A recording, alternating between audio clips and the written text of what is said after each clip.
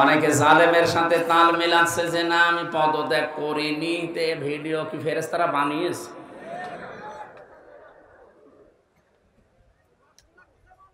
আপনি একটা হাজি সাহেবা মানুষ এত বড় মিথ্যা কথা ক্ষমতার জন্য বলতে পারলেন না? পারবে তো, পুরা জীবনটা মিথ্যার উপরে।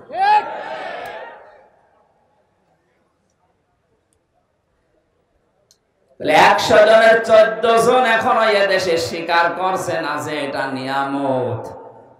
মুখে বলেও না, স্বীকারও করে না, উল্টা জালেমের সাফাই গাচ্ছে যে ওনারে তাড়িয়ে দেওয়া হয়েছে। কেন কেন দেওয়া হয়েছে আপনি টের পাচ্ছেন না? এদিকে আসেন। মানে যে এখনো মাঝে মাঝে বলে আমি ঠোস করে ঢুকে পড়বো। আসেন, আপনাকে আয়না ঘরে ঢুকাবো।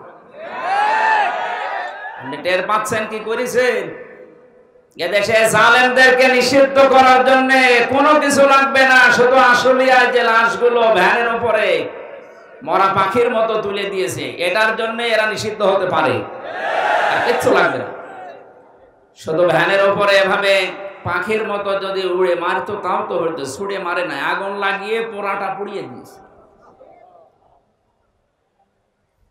আজকে আল জাজিরা একটা রিপোর্ট দিয়েছে ভিডিও আকারে, আয়না ঘর এবং এই যে লাশগুলো পুড়িয়েছে, তারা পৃথিবীর আন্তর্জাতিক আদালতে মামলা দিচ্ছে যে এই দেশে এই জালেমদের এই দলটা নিষিদ্ধ হওয়ার জন্য আর কিচ্ছু লাগবে না, শুধু আয়না ঘর আর এই লাশগুলো পোড়ানোর দৃশ্য পৃথিবীর মোড়লদেরকে দেখান, এমনি নিষিদ্ধ হয়ে যাবে। যারা এখনো পর্যন্ত পাগলামিতে আছেন যে ঢুকে পড়বো, আসেন। এদেশে আপনার বিরুদ্ধে কোনো মিথ্যা কথা বলা হবে না। আল্লামা সাইদি সহ, মাওলানা মতিউর রহমান নিজামী সহ, এদেশে আব্দুল কাদের মোল্লা, শহীদ কামারুজ্জামান, শহীদ মীর কাশেম আলী, আলী আহসান মোহাম্মদ মুজাহিদ রহমতুল্লাহ আলাইহি, এই মানুষগুলোকে তো বানিয়ে বানিয়ে দোষ দিয়ে তহমত দিয়ে বিদায় করেছে। এদেশে জালেমদেরকে কোনো মিথ্যা অপবাদ দেওয়া লাগবে না। ওরা যা করেছে এইটার জন্যই যদি আন্তর্জাতিক ভাবে বিচার হয় 100 বার এ আল্লাহর ওলির ফাঁসি দেওয়া সম্ভব। কতবার? 100 বার।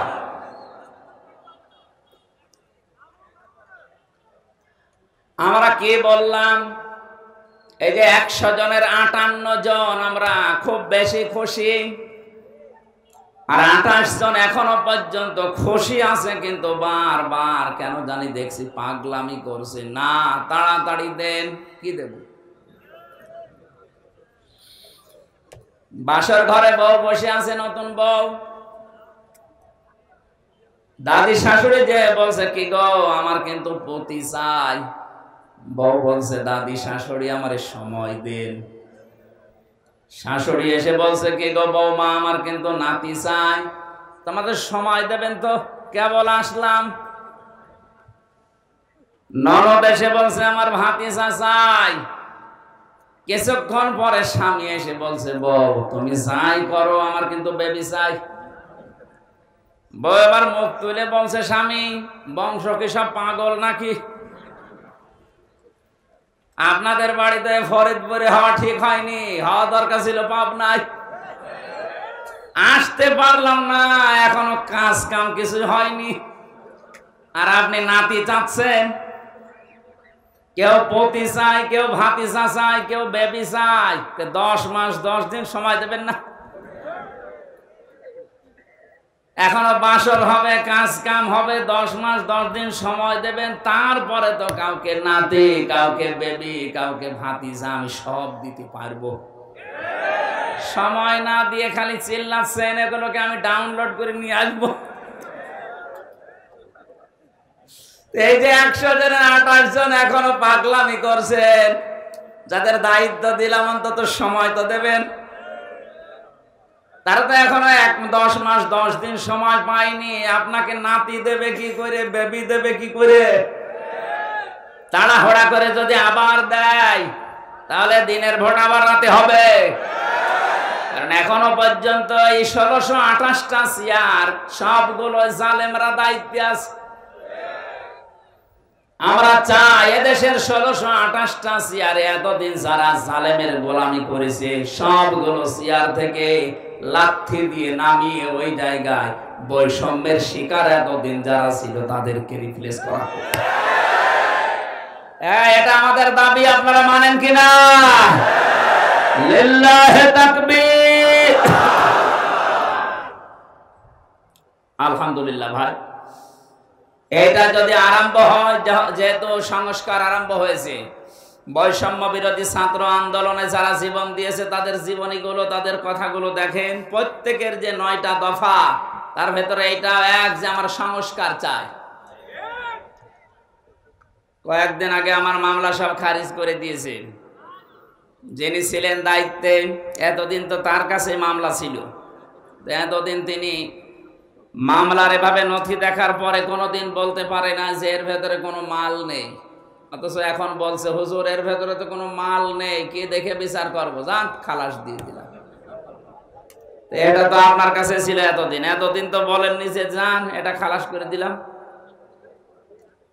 উনি এই কথাই বলতো যে হুজুর আমার হাত বাঁধা। কি বাঁধা ছিল বলেন বলেন? আমরা চাই এদেশে আর কারো যেন হাত বাঁধা না থাকে। এ বিচারপতির হাত খুলে দেওয়ার সঙ্গে সঙ্গে যেমন 3 বছরের মামলা 3 সেকেন্ডে ঢিসমিস করে দিয়েছে, যারা দায়িত্বে আছে এই 1628টা চেয়ারে প্রত্যেকটা হাত যেন এই বিচারপতির মতো আবু সাইদের মতো খুলে যায়। কথা বলেন।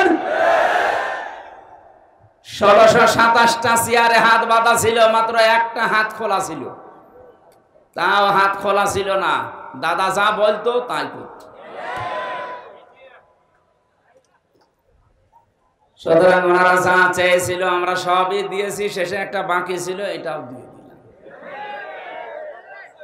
পাকিস্তান থেকে বাংলাদেশ ভাগ করে দিয়েছিল ওনারা, এই জন্য ওনারা আমাদের পরম বন্ধু। 7 সিস্টারের মাধ্যমে ভারত 7 টুকরা হতে চলেছে, আমরা সাহায্য করব, আমরা আপনাদের বড় বন্ধু। কারণ আপনারা 1 টুকরা করে যদি বড় বন্ধু হন, আমরা 7 টুকরা করে দিচ্ছি। কথা বলেন না, আমরা আপনাদের আরো বড় বন্ধু না? যারা আছেন এই দায়িত্বে, চেয়ার গুলো আমরা মুক্ত করতে চাই, কারণ এগুলো জালেমদের দোসর, এরা জালেমকে আরো সাহস জুগিয়েছে, জালেমের সাহায্য করেছে। আমার ভাইরা, এখানে 28 জন যারা আছেন পাগলামি করছেন, আপনি থামবেন। 58 জন যারা চাচ্ছে দেশে আল্লাহর বিধান কায়েম হওয়ার মাধ্যমে, প্রফেসর সাহেব যেটা বলছিলেন, এদেশে বিধানটা কায়েম হলে যত রকমের সম্প্রীতি আছে সব তখন আমরা দেখতে পাবো। 100 ভাগ ন্যায় বিচার কায়েম হবে। আপনি তো দেখেননি ন্যায় বিচার কারে বলে? খলিফাতুল মুসলিমিন হযরতে ওমর রাদিয়াল্লাহু তাআলা আনহু তিনি দেখিয়েছেন ন্যায় বিচার কারে বলে। রাষ্ট্রের দায়িত্ব পালন করে বাড়িতে ঢুকলেন, হঠাৎ করে এক মহিলা তার যুবতী মেয়েকে নিয়ে এসে বলে, খলিফাতুল মুসলিমিন দাঁড়ান, আমার এই যে যুবতী মেয়ে দেখতে পাচ্ছেন, একে ধর্ষণ করেছে আপনার সন্তান আবু শামা। তিনি বললেন, যা বলছেন আপনি এ কথা ঠিক তো? বলে হ্যাঁ। আপনি জিজ্ঞাসা করেন সন্তানকে। ঘরের ভেতরে যে দেখলেন আবু শামা খাবারে বসেছে, ডাক দিয়ে বলে, সন্তান আমার, তোমার বিরুদ্ধে একটা অভিযোগ এসেছে, তুমি নাকি জেনা করেছো, ধর্ষণ মামলার আসামি তুমি। কথা ঠিক। সন্তান মাথা নিচু করে বলছে, বাবা, যৌবনের তাড়নায় আমি মাতাল হয়ে গিয়েছিলাম, নেশাদ্রব্য পান করিয়েছিল, বন্ধু বান্ধবের পাল্লায় পড়ে আমি নাবিজ খেয়েছিলাম, এ কারণে আমার মাথা ঠিক ছিল না, আমি ভুল করে ফেলেছি, আপনি আমারে মাফ করে দেন। হযরত ওমর ডাক দিয়ে বলে, সন্তান, মাফ আমার কাছে না, মাফ আল্লাহর কাছে চাও, আর অপরাধ যার কাছে করেছো তার কাছে চাও। এখান থেকে একটা শিক্ষা বের হয়। এইদিকে তাকান। আজ বিভিন্ন দরবারে গেলে, ইমাম সাহেবের কাছে গেলে, মাহফিলে গেলে আমাদেরকে অনেকে তাওবা পড়ায়। আস্তাগফিরুল্লাহাল্লাযী লা ইলাহা ইল্লা হুয়াল হাইয়ুল কাইয়্যুম ওয়া আতুবু ইলাইহি লা হাওলা ওয়ালা কুওয়াতা ইল্লা বিল্লাহিল আলিয়্যিল আযীম। পড়েনি কোনদিন? এটা যদি কেউ পড়ে মুখে, কোন মানুষ যদি স্বীকার করে যে হ্যাঁ আমি অপরাধী, এবারে শব্দের ব্যাখ্যা হচ্ছে অপরাধ করেছেন যার কাছে, স্বীকার করবেন তার কাছে। হযরত ওমর এইটাই সন্তানকে জানিয়েছিলেন, সন্তান আল্লাহর কাছে তো মাপ চাইতেই হবে, কিন্তু অপরাধ তুমি করেছো যার কাছে, স্বীকার করা লাগবে তার কাছে। আমাদের দেশে এই তাওবার প্রথম এটা নেই। আমরা অপরাধ করি এক জায়গায়, মাপ চাই আর এক জায়গায়। কথা বোঝে? এটা যদি আজ চালু করতে পারতাম যে অপরাধ যার কাছে, স্বীকার করবেন তার কাছে, দেশে অপরাধ বন্ধ হয়ে যেত। হাতে হাতে ধরা পড়ার পরে অনেককে দেখি বলেন না, তদন্ত কমিটি গঠন করেন। হাতে হাতে ধরা পড়িস, তারপরও স্বীকার করতে রাজি না। অথচ ওই লোকটা আমার কাছে আসলে বলবে হুজুর তাওবা পড়িয়ে দেন। কি পড়াবো? আস্তাগফিরুল্লাহ। আরে ভাই, এটা তো একটা বাক্য। তাওবা যদি কেউ করতে চায়, তাওবা আর ইস্তেগফার এক জিনিস না। আস্তাগফিরুল্লাহ আস্তাগফিরুল্লাহ সব সময় পড়া যায়, কিন্তু তাওবা যদি কেউ করে তার তিনটা শর্ত মানা লাগবে। কেউ যদি তাওবা করে, ওর পেছনের অপরাধ আল্লাহ পুরাটা মাফ করে জায়গাটা নেকি দিয়ে পাল্টিয়ে দেয়। তাওবাটা বড় জিনিস। এক নাম্বার শর্ত, আপনাকে স্বীকার করা লাগবে অপরাধ, যে হ্যাঁ আমি অপরাধী। আদম আলাইহিস সালাম এইটা করেছিলেন। তিনি বলেছিলেন রব্বানা যালামানা আনফুসানা, হে আল্লাহ আমি অপরাধ করে ফেলেছি, আমার নফসের উপরে আলিম জুলুম করে ফেলেছি। উনি স্বীকৃতি দিয়েছিলেন। সিস্টেম অপর পৃষ্ঠায় দেখুন, আল্লাহ পাক বলেন শয়তানও অপরাধ করেছিল, কিন্তু অপরাধের স্বীকৃতি দেয়নি। ও আর্গুমেন্ট পেশ করেছে, আমাকে ডাক দিয়ে বলেছিল রব্বুল আলামিন আনা খায়রুম মিনহু খালাকতানি মিন নারি ওয়া খালাকতানি মিন তিন। তুমি আমারে আগুন দিয়ে বানিয়েছো, আর এটা বানিয়েছো মাটি দিয়ে। আগুনের কাজ সব সময় উপরে যাওয়া, মাটির কাজ নিচে যাওয়া। আমার ভেতরে পাওয়ার আছে, আর ওর ভেতরে কোনো পাওয়ার নেই। শয়তান অহংকার করেছিল ক্ষমতার, পাওয়ারের। কিসের বলেন না কেন? শয়তান যে অহংকার করেছিল পাওয়ারের, ক্ষমতার। আজ তাকান পৃথিবীর দিকে, শয়তানকে আল্লাহ যতগুলো জিনিস দিয়েছিলেন তার ভেতরে এইটা। শয়তান এক নম্বরে বলেছিল রব্বুল আলামিন আমি পাওয়ার চাই, ক্ষমতা চাই। কিয়ামত পর্যন্ত শয়তান মার্কা মানুষ যারা আসবে দুনিয়ায়, তাদের প্রথম চাহিদা থাকবে এইটা, যে যা করো করো আমি ক্ষমতা চাই। আপনি ভিডিও দেখবেন, এই কথা বলছেন না কেন? এটা বলে নাই নির্বাচন করো করো না করো আমি জানি না, আমি ক্ষমতা চাই, আমার পাওয়ার চাই। এই কথাটা কার? শয়তানের। বলেন বলেন। শয়তান যার উপরে ভর করে তার। তাহলে বোঝা যাচ্ছে শয়তানের দেশে একজনের উপরে ভর করেছিল, সে যাই হোক। 2 নম্বরে আপনাকে অনুশোচনা করা লাগবে, অনুতপ্ত হওয়া লাগবে। আদম আলাইহিস সালামের তাওবা কবুল হওয়ার পেছনে প্রথম শর্ত তিনি স্বীকৃতি দিয়েছিলেন অপরাধের। আমরা যেহেতু আদমের সন্তান, গোপনে না, কোন কামরায় ঘরের ভেতরে না, প্রকাশ্যে আজকে জনসম্মুখে আমরা আল্লাহর কাছে স্বীকার করছি আল্লাহ আমরা অপরাধী। বলেন তো মন থেকে, আল্লাহ আমরা অপরাধী। আমরা অপরাধী না? এই কথা বলেন না কেন? এটা বলতে লজ্জা করে? বলেন আমরা কি? আরো জোরে। আমরা প্রকাশ্যে ঘোষণা দিচ্ছি আমরা অপরাধী। 2 নম্বরে আমাদের অনুশোচনা আছে, অনুতপ্ত হয়েছি আমরা। 3 নম্বরে জীবনে যে ভুলের ভেতরে ছিলাম, কোনদিন এরকম ভুলে আমি আর যাব না, আল্লাহ তুমি আমারে মেনে নাও।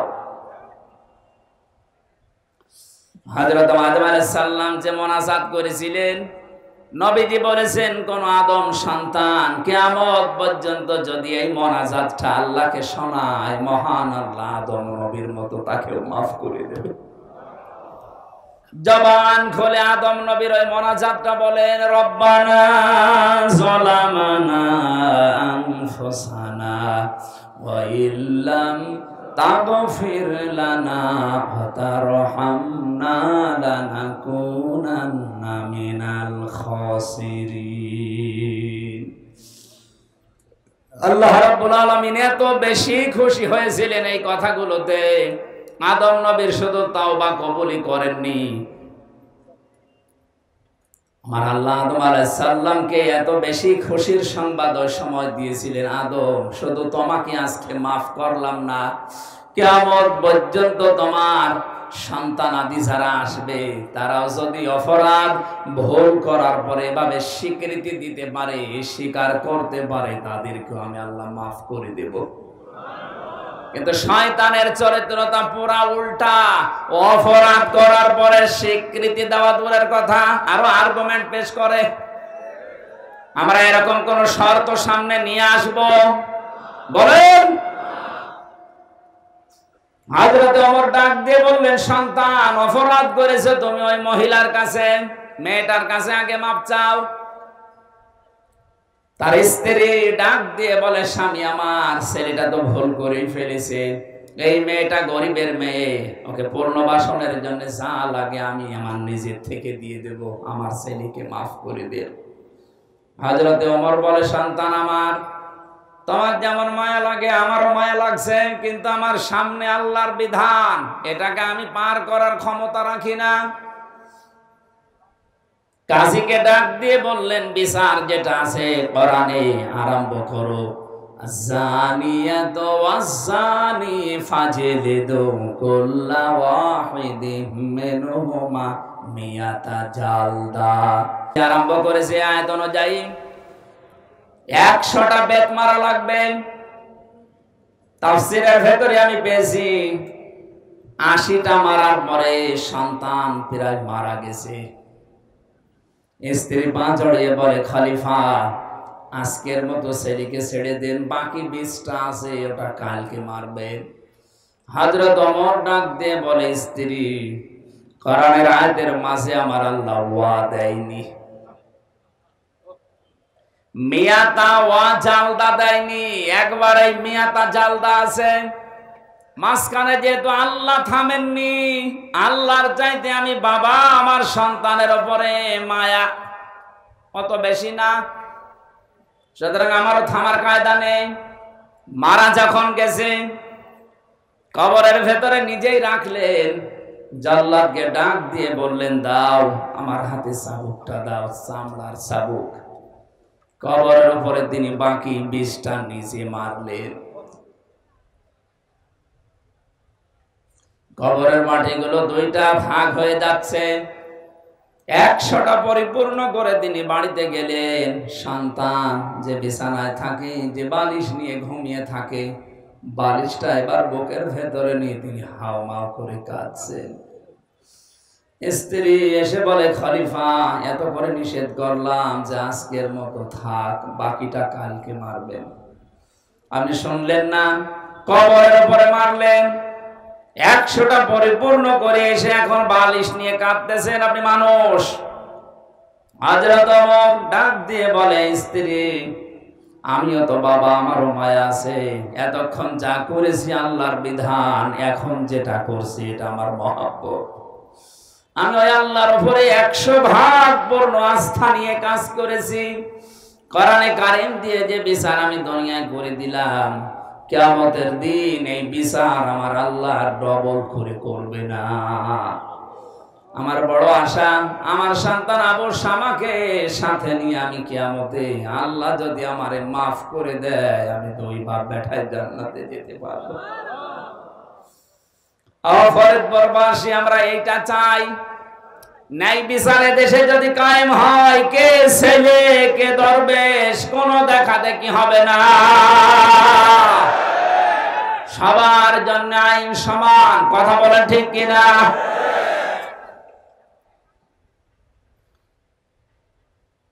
এই কোরআনের কথাগুলো শোনার জন্য আমরা এসেছি। আরেকবার বলছি আলহামদুলিল্লাহ। দরুদ আর সালাম পড়ছি আমাদের নবী মুহাম্মদ রাসূলুল্লাহ সাল্লাল্লাহু আলাইহি ওয়াসাল্লামের প্রতি। এটা রবিউল আউয়াল মাস, এজন্য আমরা বেছে নিচ্ছি রবিউল আউয়াল সম্পর্কে কিছু গুরুত্বপূর্ণ বিষয় জানা এবং মানার জন্য।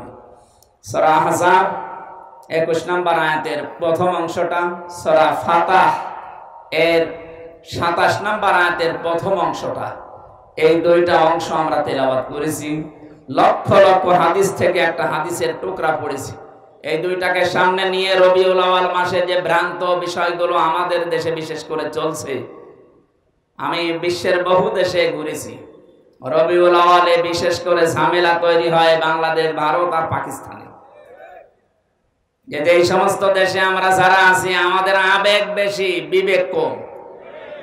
কথা বলেন না কেন? আবেগ দিয়ে ইসলাম চলে না। চলে? বিবেক খাটাতে হয়। বুদ্ধি দিয়েছেন আল্লাহ খেলা করার জন্য না। আকালু লাউ কুননা নাসমাউ ওয়া নাকিলু মা কুননা ফি আসহাবিস সাঈর। যারা সাঈর নামক জাহান্নামের দরজা দিয়ে প্রবেশ করবে, ফেরেশতা যিনি দায়িত্বে আছেন জিজ্ঞাসা করবেন, কেন আসলেন এখানে? তো ভয়ঙ্কর জায়গা। প্রত্যেকটি জাহান্নামী মানুষ প্রথম জবাব দেবে, আমরা যদি ওই জামানায় নবীদের কথা, আলেমদের কথা শুনতাম, আর যদি বিবেক আর বুদ্ধি খাটাতাম, তাহলে আজ জাহান্নামে সাঈরে আসা লাগতো না। আয়াত প্রমাণ করে যারা শোনার পরে না শোনার ভান করে থাকে, তাদের বিবেককে কাজে লাগাবে না, বুদ্ধি খাটাবে না, এরা জাহান্নামে যাবে। বলেন বলেন। আল্লাহ আপনাকে পাগল বানায়নি, গরু ছাগল বানায়নি যে মাটির সাথে আপনি মিশে যাবেন না। কন্তু তোরবা, এটা গরু ছাগলের জন্য, পশু পাখির জন্য। তো মানুষের জন্য সুযোগ নেই। আমাদের আল্লাহ বিবেক দিয়েছেন, বুদ্ধি দিয়েছেন, আকল দিয়েছেন। এটা আমরা আজকে কাজে লাগাবো। এদের রবিউল আউয়াল মাসে এগুলো সবচেয়ে বেশি হচ্ছে। সূরা ফাতিহা থেকে আলোচনা করছি। সূরা ফাতিহা এটা মানে বিজয়। ফাতিহা মানে কি? বলেন বলেন। কোরআনে কারীমের সূরা ফাতিহার 27 নম্বর আয়াতে আল্লাহ পাক ঘোষণা দিচ্ছেন, খুব খেয়াল করে মিলাবেন বাস্তবতার সাথে। লাকাদ সাদাকাল্লাহু রাসূলাহুর রুয়া বিল হক লাতাদখুলুন্নাল মাসজিদাল হারামা ইনশাআল্লাহু আমিনিন। আল্লাহ পাক বলেন, শব্দ শুরু করার আগে গ্যারান্টি দিয়েছি, লাকাদ, অবশ্যই। কে বলছেন বলেন তো? অবশ্যই। সাদাকাল্লাহু, আল্লাহ নিজে এখানে কর্তা, নিজে ফাইল। আল্লাহ পাক বলেন, আমি অবশ্যই নিজে সত্যে প্রমাণিত করব, সত্যের রূপ দেব, বাস্তবায়ন করে দেখাবো। রাসূলুহুর রুয়া বিল হক, আমার রাসূল যে স্বপ্ন দেখেছেন, এই স্বপ্নকে আমি যথাযথভাবে দুনিয়ায় দেখাবো। এই ঘোষণা দিলেন কে? বলেন বলেন। প্রশ্ন আসতে পারে, স্বপ্ন? হ্যাঁ, এটা আমাদের মতো উল্টা পাল্টা স্বপ্ন না। 15.5 বছরে আমরা অনেককেই দেখেছি, কিছু করলেই বলে এটা আমার বাবার স্বপ্ন ছিল। এত স্বপ্ন দেখেছে দুনিয়ায়। রাসূলুল্লাহ স্বপ্ন দেখেছিলেন। পৃথিবীতে যে সমস্ত নবীরা স্বপ্ন দেখেছে, নবীদের স্বপ্ন শুধু স্বপ্ন না, এটা ওহী। হযরত ইব্রাহিম নবী স্বপ্ন দেখেছিলেন, তিনি সন্তানকে জবাই দিচ্ছেন। সকালবেলা এসেই বললেন, হে আমার কলিজার টুকরা সন্তান, ইয়া আবাতি ফাআল মা তুমার সাতাজিদুনি ইনশাআল্লাহু মিনাস সাবিরিন। আমি স্বপ্ন দেখলাম তোমাকে জবাই করছি, তোমার রায় বলো। সন্তান ওই রকম ছিল, তিনি জানতেন এটা বাবা, এটা সাধারণ মানুষ না, উনি আল্লাহর নবী। আর নবীদের স্বপ্ন হয় ওহী। নবীদের স্বপ্ন কি বলেন বলেন? বাংলাদেশে অনেকেই স্বপ্ন দেখে বিভিন্ন জিনিস চালু করে দেয়।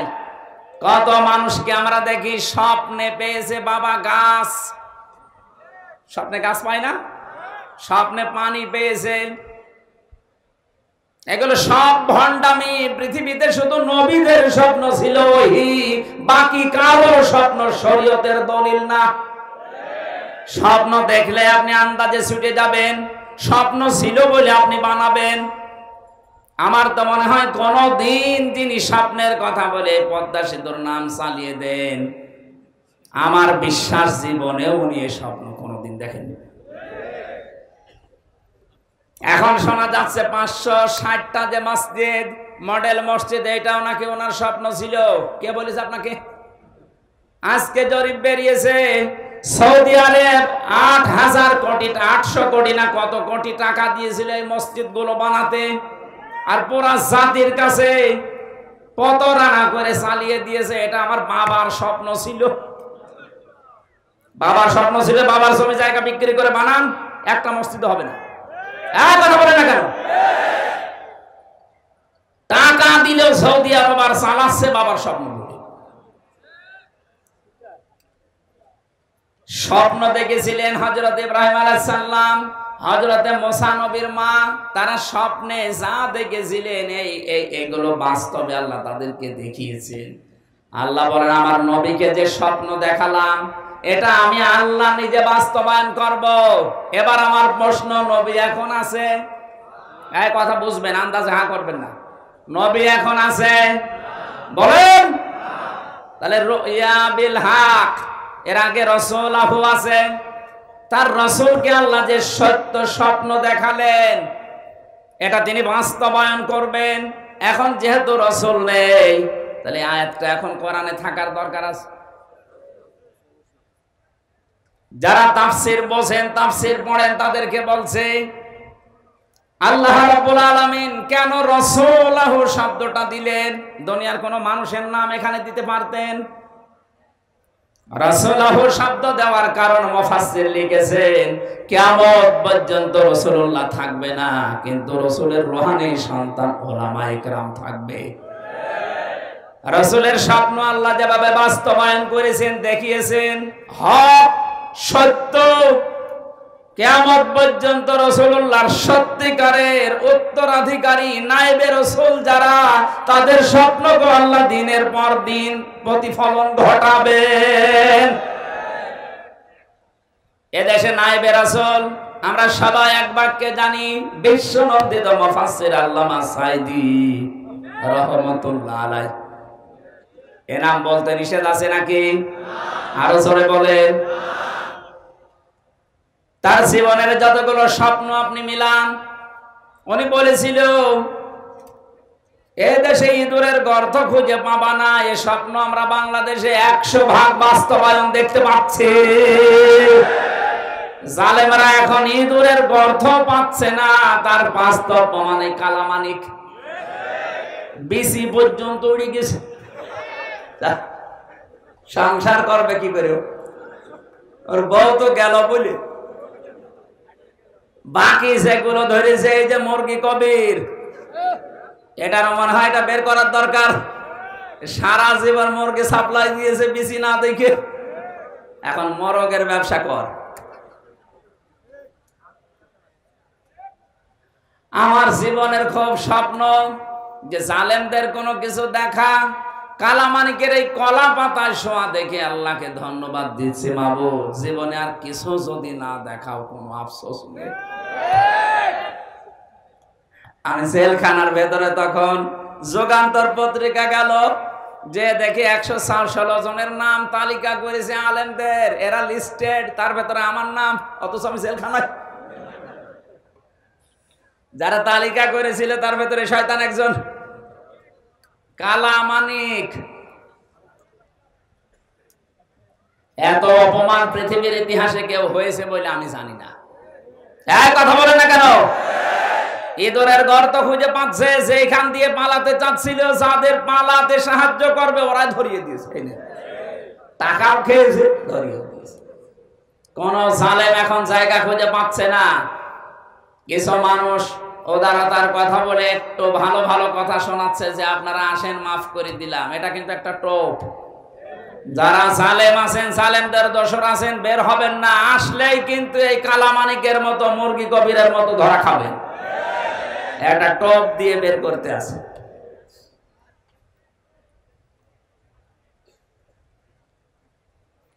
অনেক যখন বলছে যে আমি পাশাপাশি আছি, শর্ট করে ঢুকে পড়বো, কত মানুষ আশায় আছে ওনার চামড়া দিয়ে ডুগডুগি বাঁচাবে।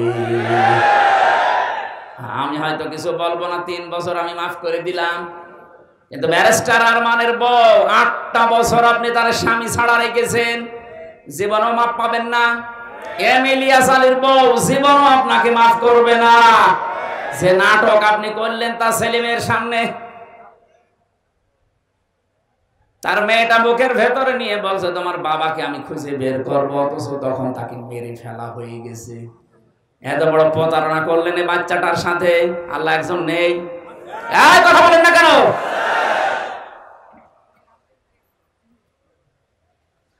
ফরিদপুরবাসী বেঁচে গেছেন যে পাশের জেলা বলে। সারা দেশে এখন গোপালগঞ্জ এই শব্দটা বললে অনেকে ঘৃণা করছে। পাশে আছেন ফরিদপুর, আপনারাও ঝামেলায় আছেন, আর একটু শরীর নদী পার হয়ে চলে যান। আমার কষ্টে আল্লাহ 2জন মানুষ দিয়েছিল, তাদের জন্য আমি বাইরে পরিচয় দিতে পারতাম না। একজনকে সেদিন দেখলাম লাথি দিয়েছে আদালতে। আমার ওই দিন মামলার হাজিরা ছিল, যে পুলিশ হাতে ধরে নিয়ে যাচ্ছিল। ইকবাল ভাই, বললাম ভাই আপনার সামনে এরকম লাথি দিল, আপনি কিছু বললেন না।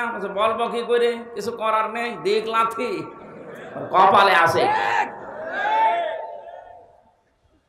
গতকালকে একজন ধরা পড়েছে কুষ্টিয়ার, আমার মনে হচ্ছে ও লাথি খাবে, কারণ যা করেছে। জালেমদের দেখলাম বাড়ির ইট পর্যন্ত মানুষ খুলে নিয়ে চলে গেছে। এমনি এমনি এটা করে, কত রাগ হলে আপনার উপরে মানুষ বাড়ির ইটও খুলে নিয়ে চলে যায়। বলেন, টয়লেটের প্যান পর্যন্ত খুলে নিয়ে চলে গেছে। জালেমের কিচ্ছু রাখবে না। কুষ্টিয়া এখন ঘোষণা দিয়েছে আর ওই বাড়িটা এখন জাদুঘর বানানো হবে। আমার মনে হয় না। আবু জেহেলের বাড়ি যদি ইন্টারন্যাশনাল পায়খানা বানানো যায়, এদেশে যারা জালেম, যারা জালেমদের দোসর, এদের বাড়ি ঘরগুলো ইন্টারন্যাশনাল পায়খানা বানিয়ে দেন। সারা দুনিয়ার মানুষ আসবে, বুঝবে যে হ্যাঁ এখানেও আবু জেহেল ছিল। অনেকে প্রশ্ন করে, হ্যাঁ এত দামি জায়গা পায়খানা বানাবেন? আরে ভাই, 35 নাম্বার 32 নাম্বারের চাইতে আবু জেহেলের বাড়ি কি কম দামি ছিল? তার বাড়ি কাবার পাশে। কথা বলছেন? আবু জেহেলের বাড়ি কোথায়? কাবা ঘরের পাশে। কত দামি জায়গা, শুধু জালেম বসবাস করেছে, এই কারণে আল্লাহ পুরাটা পায়খানা বানিয়ে দিয়েছে। কাবা শরীফ তাওয়াফ করার পরে একবার উপর দিয়ে ঘুরছিলাম, হঠাৎ দেখি পেটে ব্যথা। পুলিশকে বললাম, ভাই এতক্ষণ তো ভালোই ছিলাম, হঠাৎ আমার পেটে ব্যথা করছে। পুলিশ আমারে বলছে, হাজিউল হুজ্জাত আইনা বিলাদুকা। ও হাজি, দেশ কোথায়? যে তুমি বাংলাদেশ। বাংলাদেশ থেকে এসেছি। ওর ভাষা দিয়ে আমারে বলছে, আপনি এখনো জানেন না এটা কোন জায়গা? কেন না তো, আবু জেহেলের বাড়ি। আপনি পায়খানা না করে দাঁড়িয়ে আছেন, মানে তাড়াতাড়ি যান। পায়খানা করে দেখি আমার পেটের ব্যথা ভালো হয়ে গেছে। আল্লাহ আমাকে জানাতে চাচ্ছে, হামজা এত কষ্ট করে আসলে আর শয়তানের মুখে পায়খানা না করে চলে যাবা। জালেমদেরকে আল্লাহ এইটাই করে। সূরা আরাফে আছে, ওয়াকাযালিকা নাজসিজ যালিমিন। আল্লাহ পাক বলেন, আমি জালেমদের সাথে এরকম আচরণই করে থাকি। এই জন্য আমার যতটুকু বাস্তবতার ধারণা, আবু জেহেলের বাড়ি যদি পায়খানা হতে পারে, এদেশে যারা জালেম যেখানে যেখানে বসবাস করেছে, ওই জায়গাগুলো গজবের জায়গা হয়ে গেছে। কারণ ওখানে এমন কোন হীন অপরাধ নেই যে করা হয়নি। মানুষকে কিভাবে ধ্বংস করা যায়, মানবতাকে কিভাবে নষ্ট করা যায়, ওই দুর্বিসন্ধিগুলো ওই ঘরে বসে বসে হয়তো কথা বলছে না কেন? ওটা একটা জুলুমের জায়গা, ওটা একটা গজবের জায়গা। ওই জায়গাগুলো এখন বাংলাদেশের মানুষের জন্য টয়লেট বানিয়ে দেন। কিয়ামত পর্যন্ত এটা ইতিহাস হয়ে থাকবে।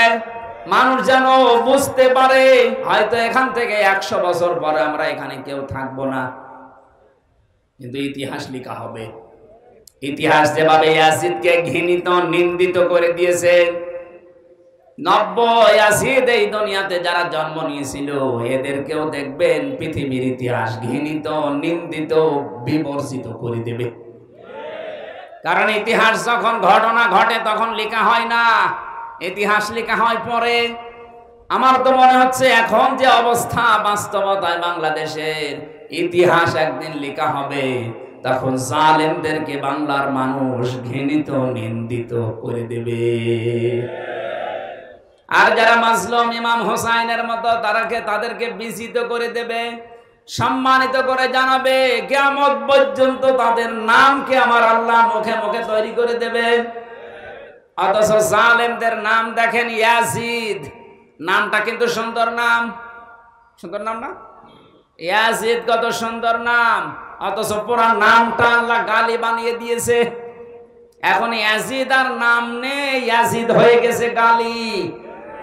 আমি বিশ্বের বহু ধর্মের মানুষের সাথে মিশে দেখেছি, কোন মানুষের নাম আমি ইয়াজিদ পাইনি।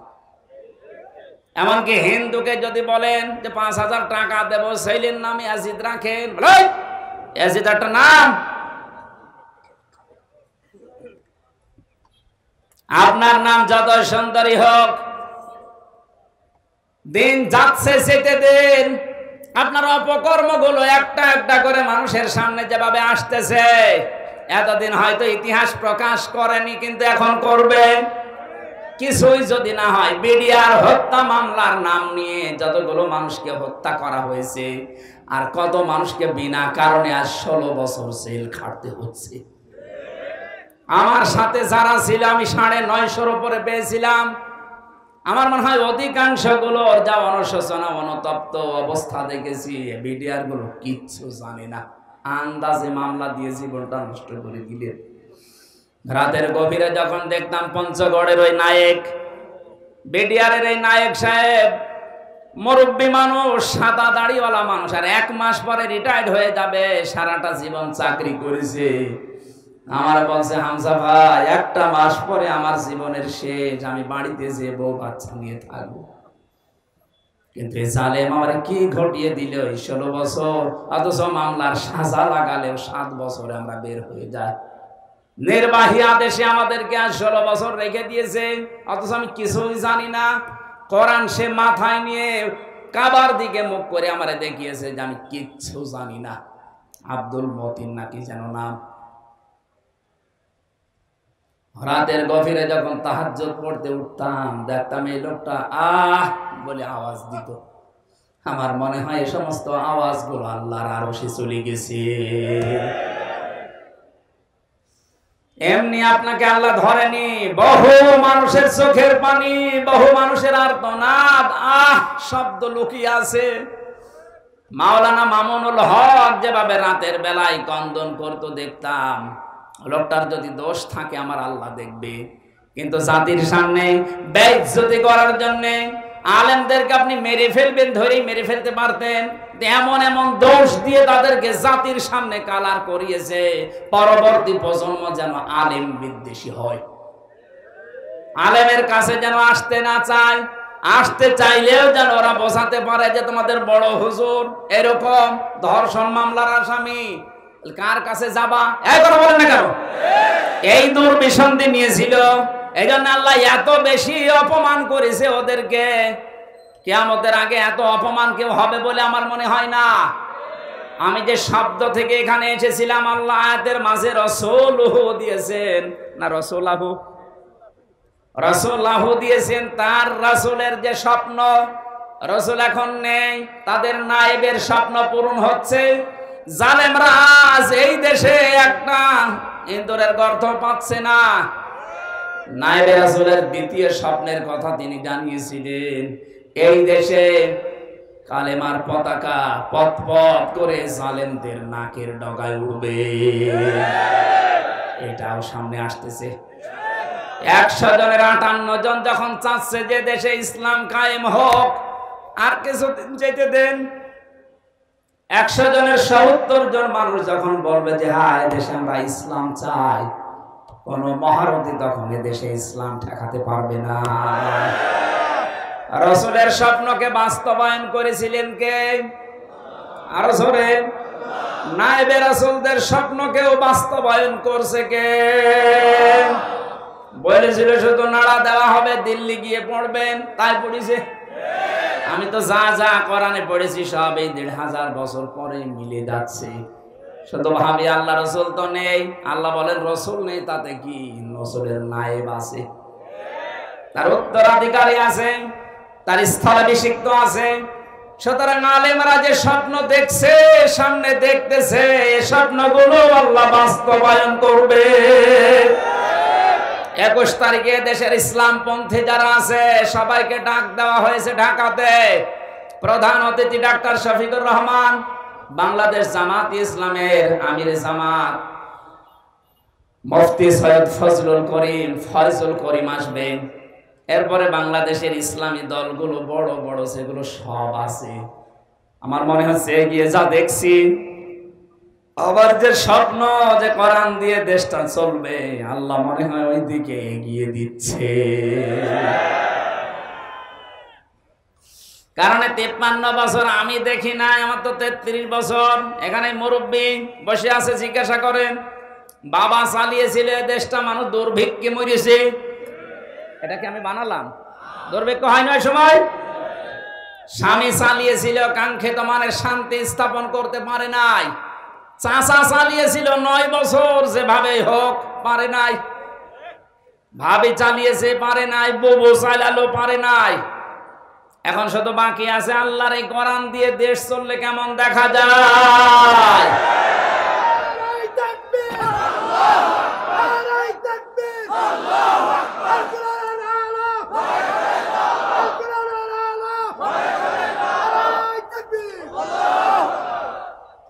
আপনারা যারা ভয় করেন যে হ্যাঁ এদেশে যদি কোরআন কায়েম হয়ে যায়, মেয়েদেরকে আজ ভয় দেখাচ্ছে অনেকে, কোরআন যদি কায়েম হয় তাহলে তোমরা ঘরবন্দি হয়ে যাবে। যারা বাবা খায়, যারা ডাল খায়, যারা লাল পানি খায়, এদেরকেও ভয় দেখাচ্ছে অনেকে যে তোমরা কি করবা। কান খাড়া করে শোনেন এগুলো যারা খান। কারা খান দেখে হাত তোলেন তো। এখানে হয়তো ওগুলো আসেনি, কিন্তু ভিডিও হচ্ছে, ওরা শুনবে। আমার সামনে এখন 18 কোটি মানুষ, সবাইকে উদ্দেশ্য করে বলছি যাদের যা খাওয়ার অভ্যাস আছে, অনেকে যদি আপনাকে ভয় দেখান যে খেতে পারবেন না, না, মিথ্যা কথা। কারণ কোরআন যদি কায়েম হয়ে যায়, এমন একটা পরিবেশ আল্লাহ তৈরি করে দেবে, ওগুলো খেতে আপনার মনে চাইবে না। এই যে দাড়ি কাটা মানুষ একটা, উনি হয়তো বিড়ি খাওয়ার অভ্যাস থাকলেও থাকতে পারে, খাক। বিড়ি খাওয়া তো আর হারাম না, মাকরুহ, 2-1টা খেলে খাক। এখন উনি যদি বলে হুজুর আমি মসজিদের ভেতরে আছি কিন্তু আমার বিড়ি খেতে মনে চাচ্ছে, খেতে পারবে? কথা বলে না কেন? কারণ মসজিদ এমন একটা পরিবেশ, আল্লাহর ঘরটা এমন ভাবে আল্লাহ বানিয়েছেন, এটা পুরাটা রহমত দিয়ে ভরা। এই জন্য মানুষ যদি দুনিয়ায় রহমত চায়, কোন মাজারে না, কোন বাবার দরগাহে না, 8 রশি 14 রশিতে রহমত নেই, রহমত আছে আল্লাহর ঘর মসজিদে। কোন রশিতে যাওয়ার সময় কেউ কি বলে আল্লাহুম্মা আফতাহ লি আবওয়াবা রহমাতিক? না, কিন্তু আল্লাহর ঘরে ঢুকলে আপনাকে বলতে হবে আল্লাহুম্মা আফতাহ লি আবওয়াবা রহমাতিক। হে আল্লাহ তোমার রহমতের দরজা সব খুলে দাও। তাহলে এই দোয়া দ্বারা বোঝা যাচ্ছে রহমত পেতে হলে যাওয়া লাগবে কোথায়? আবজরে মসজিদের ভেতরে প্রবেশ করে ওনার যতই নিশা থাক, বিড়ি খেতে পারবে। একটা পরিবেশ আল্লাহ বানিয়ে দিয়েছেন আলাদা। এদেশটাই যদি কোরআনে কারিম কায়েম হয়, আল্লাহর কসম এমন একটা পরিবেশ তৈরি হয়ে যাবে, কোন নেশা আপনার মুখে আসবে না, আপনি নিজেই পাল্টিয়ে যাবেন। আর এই পাল্টাবে কে? হামজা না, এটা আল্লাহর দায়িত্ব। লাকাদ সাদাকাল্লাহু, এখানে ফাইল কর্তা। নবীজি জানিয়েছেন এই পৃথিবীতে আল্লাহর দ্বীন কোরআনের বিধান চালু করার জন্য কাজ করা এটা ফরজ, আর এর বিরোধিতা করা এটা কুফরি। আর কেউ যদি নিশ্চুপ থাকে যেন আমি কোন দলে নেই, এর ভেতরে নেই, সে মুনাফিক। আল্লাহর দ্বীন কায়েমের জন্য চেষ্টা করা, আরো জোরে বলেন, বিরোধিতা করা কুফরি, কাফের হয়ে যাবেন। আর যদি চুপ থাকেন, আরো জোরে। আমার তো মনে হচ্ছে এই দেশে ফরজ এই দায়িত্বটা পালন করা মানুষ এখন কম, শুধু মুনাফিক আর কাফের বেশি। শুকরিয়ার বিষয়, আস্তে আস্তে এগুলো পাল্টিয়ে যাচ্ছে। নবীজি জানিয়েছেন মান তামাসসাকা বিসুন্নতি ইনদা ফাসাদি উম্মতি ফালাহু আজরু মিয়াতি শাহিদ। আমার উম্মতের যখন দুরবস্থা চলবে, কেউ কোল কিনারা পাবে না দিশেহারার মতো, ওই কঠিন অবস্থায় যদি একটা মরা সুন্নাত কেউ জিন্দা করতে পারে, তার আমলনামায় 100 গলা কাটা শহীদের সওয়াব দেওয়া হবে। কোনদিন ভেবেছেন হাদিসটা নিয়ে? একজন শহীদের সওয়াব পেলেই তো আবু সাইদের মতো আপনি জান্নাতি। আবু সাইদ যে জান্নাতি, আপনার কি বিশ্বাস হয় না? জালেমের জুলুমের সামনে নিজের জীবন পর্যন্ত যে লোকটা দিতে পারে, অনেকে তাকে এখনো শহীদ বলতে রাজি না। শহীদকে যদি কেউ শহীদ না বলে, তাহলে তার ইমানের সমস্যা হবে। কারণ কোরআনের আয়াতে আল্লাহ জানিয়েছেন শহীদদের ব্যাপারে খুব সতর্ক। শহীদরা মারা গেছে কথা মুখ দিয়ে বলা নিষেধ, এমনকি অন্তরে ধারণা করাও নিষেধ। একটা শহীদের সওয়াব জীবনে থাকলেই তো আপনি জান্নাতি। 100 গলা কাটা শহীদের সওয়াব আপনি টের পাচ্ছেন। চিন্তা করলাম তাহলে মরা সুন্নাত কোনটা দেখি তো। টুপি মাথায় দেওয়া মরা সুন্নাত না, কেউ দেয় না, এটা মরে যায়নি। জব্বা গায়ে দেওয়া মরা সুন্নাত না, এটা কেউ দিচ্ছে না, এটাও মারা যায়নি। খাবারের পরে মিষ্টি খাওয়া সুন্নাত, এটা মরা না, কেউ খায় না। আমার দৃষ্টিতে ধরা পড়েছে একটা মরা সুন্নাত এই দেশে আছে। নবীজি কোরআন দিয়ে 10 বছর এই দুনিয়া চালিয়েছিলেন, রাষ্ট্র চালিয়েছিলেন। কয় বছর? আরো জোরে। এই 10 বছর বাংলাদেশ কোরআন দিয়ে চলবে, এইটা মরা সুন্নাত, এটা এখনো নেই। এই সুন্নাত দরকার নেই, বলেন? এই সুন্নাত যদি চিন্তা করতে পারি আমরা, এদিককার টাকা এদিকে যাবে না। যত টাকা পাচার হয়েছে, আমরা চাই সব টাকা আবার দেশের রাষ্ট্রের কাছে ব্যবহার করা হোক, সব ফিরিয়ে নিয়ে আসেন। যদি নিয়ে আসতে না পারেন, এই জালেমদের মা বাবা স্ত্রী পুত্র যারা এতদিন এই জুলুমের টাকায় আরাম করেছে, ওদেরকে রাষ্ট্রের কাজে লাগান, কোনো ছাড় নেই। এই যে বেনজির, ওর কোনো নজির নেই। পৃথিবীতে একটাই মাল পয়দা হয়েছে, গোপালগঞ্জের 4 ভাগের 3 ভাগই তার। আমি বাংলাদেশের যত জেলাতে যাই, বিশেষ করে কিশোরগঞ্জ এলাকায়, পিরান জায়গা কার? বেনজির। কার? বেনজির। আপনার এত জমি জায়গা লাগে, এখন নেন, এগুলো চাষ করেন, সব রাষ্ট্রের পক্ষ থেকে বাজেয়াপ্ত করা হোক। কথা বলেন ঠিক কিনা? শুধু এর না, এই 15.5 বছরে এই বাংলাদেশে মানুষকে মিথ্যা মামলা দিয়ে বেকার দোষ চাপিয়ে যাদের কাছ থেকে টাকা পয়সা কালেকশন করেছে, মনে আছে বাবার টাকা পায়, সে টাকা চাইতেছে। আমার যেদিন ধরে নিয়ে এসেছে, তার পরের দিন আমার বাবাকে জানিয়েছে 10 লক্ষ টাকা দেন, নয়তো আপনার ছেলের নামে 50টা মামলা দেব। এই যে মাদারীপুরের এলাকায় বাড়ি, কাউন্টার টেররিজমের প্রধান ছিল আসাদুজ্জামান আর এই মনিরুল ইসলাম, গোপালগঞ্জে। আমার বাবা তো গ্রাম্য মানুষ, ভয়তে ছেলে একটা, তো টাকা কোথায় পাবে, কে কোথায়, যা তা করে 8 লাখ টাকা সঙ্গে সঙ্গে দিয়েছে। তারপরও শয়তানরা কথা রাখলে তো হয়, আবার মামলা দিয়েছে, আবার দিয়েছে রিমান্ডে। ওরা বললো যে টাকা দেন, আমরা কিছু করবো না, টাকাও নিয়েছে, মামলাও দিয়েছে, রিমান্ডও নিয়েছে। তাহলে 1 দিন 2 দিন 10 দিন। আমার মতো হামজা একজন না, হাজার হাজার, 1,10,000 মানুষ এখনো বাংলাদেশের জেলখানায় জেল কাটতেছে। অধিকাংশগুলোই মিথ্যা মামলার আসামি, যাদেরকে এইভাবে মিথ্যা মামলা দিয়ে এদের কাছে মনে হচ্ছে টাকা পাইতো ওর বাবা ওর দাদা, সেই টাকা চাইতে এসেছে। এভাবে যারা টাকা পয়সার মালিক হয়েছেন, এই টাকা সব যেন রাষ্ট্র পক্ষ থেকে ঘরত নেওয়া হয়। যারা ভিকটিম আছে, যদি পারেন খোঁজ করে তাদের কাছে দেন। আমারটা তো আমি পেতে পারি, এই মাদারীপুরের ট্রাকের হাটে বাড়ি, মিজান আমার মামলার আয়ু। আমি চাই আমাকে যেহেতু বেকসুর খালাস দিয়েছে আদালত, তার মানে আমার কোনো দোষ পাইনি। কথা বলে না কেন? কোনো দোষ পাইনি, যে মামলায় নিয়েছিল কোনো দোষ নেই, এই জন্যই তো বেকসুর খালাস দিয়ে দিয়েছে। সুতরাং আমি যেহেতু নির্দোষ প্রমাণ হয়েছে এদেশের আদালতে, আমার বিপক্ষে মামলার আয়ু থেকে একেবারে ওই যে হাত খোলা, ওই পর্যন্ত যারা জড়িত ছিল তাদেরকে আমি 3 বছর জেলে দেখতে চাই। কোনো শাস্তি নেই, এটাই তাদের শাস্তি। আর আমার বাবা যেহেতু 8 লাখ টাকা দিয়েছে, আমরা এদের কাছে প্রত্যেকের কাছে 8 লাখ টাকা চাই। দেন টাকা, বাবার টাকা সব কামাই করিস। যত টাকা অবৈধভাবে কামাই হয়েছিল, এই টাকাগুলো যদি রাষ্ট্র এখন বাজেয়াপ্ত করে, দেশ দাঁড়িয়ে যাবে, কোনো অসুবিধা নেই।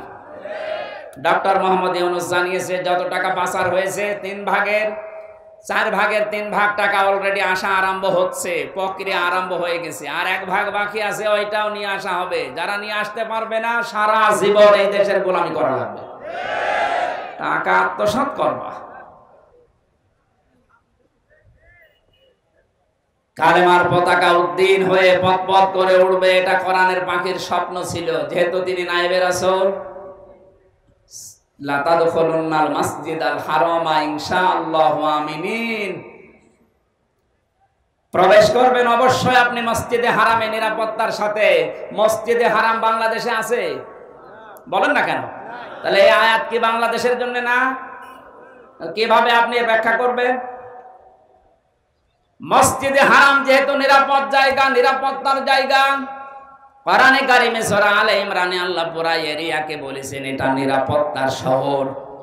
কোরআনের এই নির্দেশগুলো যদি এদেশে পালন হয়, রাষ্ট্রীয়ভাবে যদি কায়েম হয়ে যায়, আল্লাহর কসম 56,000 বর্গ মাইলকে আমার আল্লাহ নিরাপত্তার শহর বানিয়ে দেবে।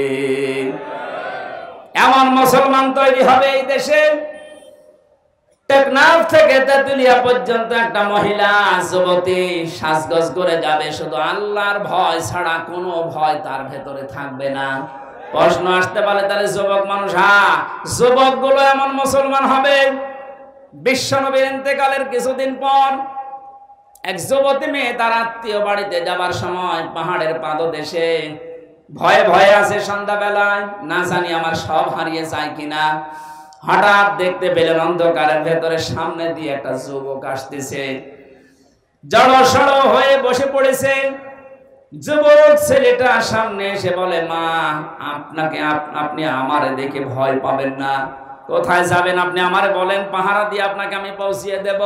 আমার পরিচয় শোনেন, আমি মুসলমান, আমি অন্য জাতির লোক না, আমি মুসলমান। আমারে দিয়ে কোন রকমের অসুবিধা আপনার হবে না।